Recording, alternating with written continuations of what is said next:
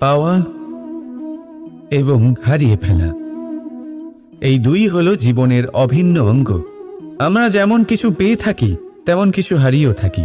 কিছু স্বপ্ন সার্থক হয়, আবার কিছু লক্ষ্য অপূর্ণই থেকে যায়। জীবনে এটা হয়েই থাকে, প্রত্যেকের জীবনেই এটা হয়ে থাকে। কিন্তু কারোর সাথে দেখা হলে আমরা কি ধরনের কথা বলি? আমরা সেই কথাই বলি যা আমরা হারিয়েছি।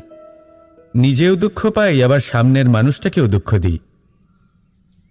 তার থেকে অন্যরকম কিছু করার চেষ্টা করুন, ধনাত্মক চিন্তা করার চেষ্টা করুন।